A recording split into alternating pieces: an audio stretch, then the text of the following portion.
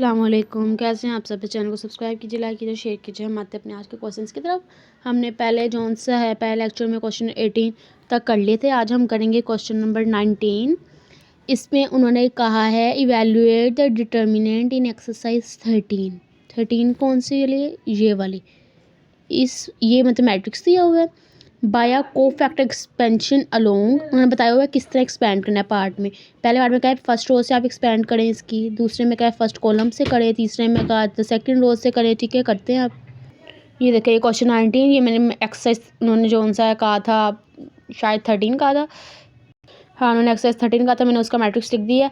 अब उसका part A करते हैं। पार्ट ए में उन्होंने कहा है R1 से आप फर्स्ट रो से एक्सपेंड करें। तो मैंने फर्स्ट रो कौन सी है, ये वाली, इससे एक्सपेंड करना है। ठीक है, और डिटर्मिनेंट लेना है। एक का डिटर्मिनेंट पहले 3, उसका मैट्रिक्स क्रॉस मल्टीप्लिकेशन और 0 को लिखने की जरूरत है, +0 वैसे होता है।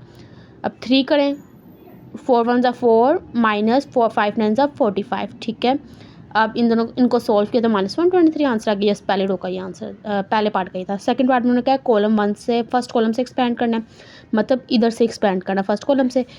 फर्स्ट कॉलम का मतलब है फर्स्ट कॉलम और फर्स्ट रो नहीं लिखनी, उसके अलावा सारा लिखना है। ठीक है, -1 9 5 -4। ठीक है ना, 3 से फर्स्ट कॉलम से एक्सपेंड कर रहे हैं, मतलब पहला वर्ड उसके क्रॉसपोंडिंग 2 -2, फिर वैसे ही, फिर +1 वैसे ही। ठीक है, और ये -123 आ गया। फिर अगर सी पार्ट में उन्होंने कहा रो 2 से करें, इस रो से करना है। ठीक है, मतलब 2 से करें, ये हो जाएगा ऐसे। ठीक है, एक्सपेंड करी जाना है आपने।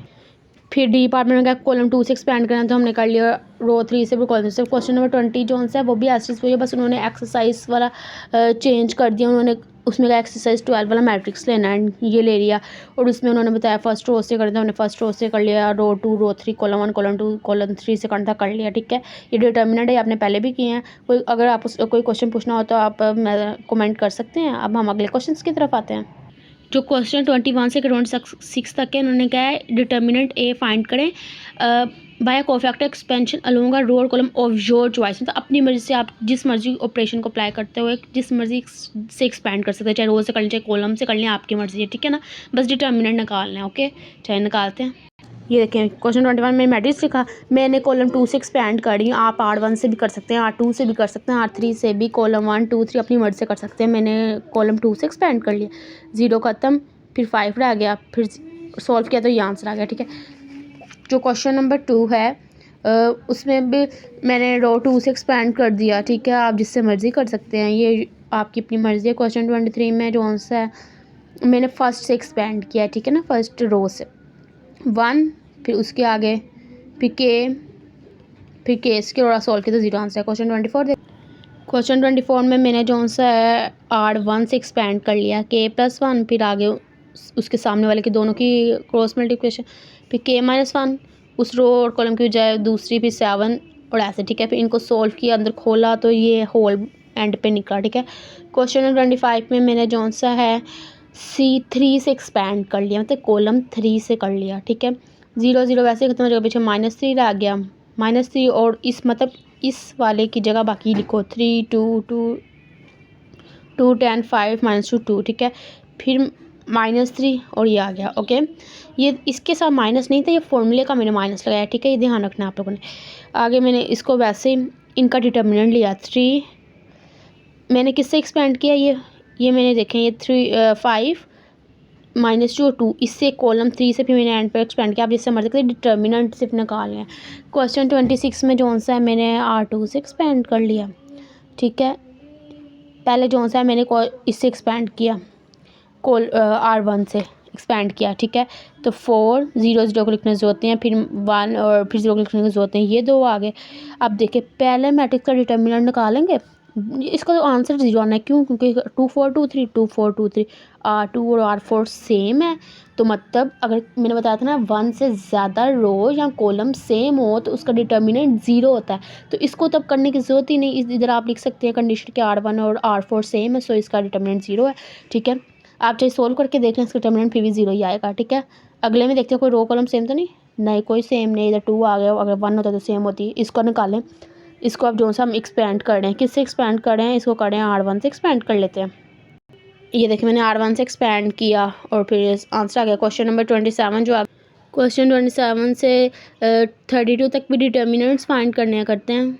ये देखिए पहले मैट्रिक्स का क्या डिटर्मिनेंट होगा 1 -1, तो -1 ही होगा, ठीक है। दूसरा क्वेश्चन 28 लिखा है, इसका डिटर्मिनेंट 2, फिर 2 2 ज़ा 4, तो ये 4 2 ज़ा 8 हो गया, ठीक है। बाकी ज़ीरो को लिखने की ज़रूरत ही नहीं है। क्वेश्चन 29, इसमें भी ये देखें सारी R1 ज़ीरो है, तो इसका आंसर तो ऑलरेडी ज़ीरो आएगा। एक भी ज़्यादा सारी ज़ीरो हो तो फिर आंसर ज़ीरो ही आता है, ठीक है। क्वेश्चन 30 को लिखा, मैंने इसमें कॉलम 1 से एक्सपेंड कर लिया, बस 1 वाली फिर करनी पड़नी थी, ऐसे हो गया, ठीक है। फिर अंदर मैट्रिक्स को कर दिया मल्टीप्लाई और ये हो गया और डिटर्मिनेंट निकाल लिया। क्वेश्चन 31 देखते हैं। ये देखो क्वेश्चन 31 में मैट्रिक्स लिखा, फिर आगे इसका मैंने कॉलम 1 से एक्सपेंड कर लिया 1, फिर आगे 1 2 3 होगा, तो ये आंसर डायरेक्ट मैंने लिख दिया। क्वेश्चन 32, इसमें मैंने जो सा R1 से एक्सपेंड कर लिया है -3 वैसे का मैंने। ये देखें क्वेश्चन 32 था, पहले मैंने इसको R1 से एक्सपेंड किया तो -3 आ गया और बाकी ये मैट्रिक्स जो था उसके आगे, ठीक है।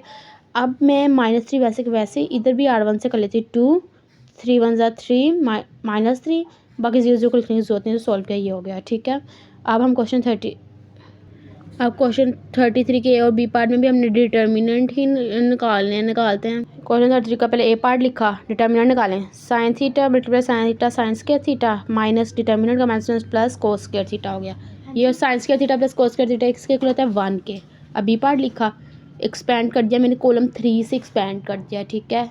1 आया, इसके opposite sign theta sine square theta plus cos square theta किसके इक्वल होता है 1 के, तो 1 आंसर हो गया। क्वेश्चन नंबर 34 देख लेते हैं।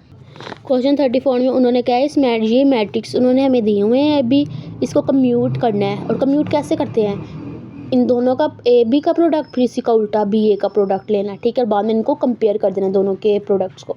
तो ये देखें जब हम सारा कंपेयर कर लेंगे तो एंड पे हमारे पास क्या निकलना चाहिए, ये वैल्यू निकलनी चाहिए, ठीक है। निकालते हैं इन दोनों मैट्रिक्स के ज़रिए, कम्यूट करते हैं पहले ए बी और फिर इक्वल टू बी ए।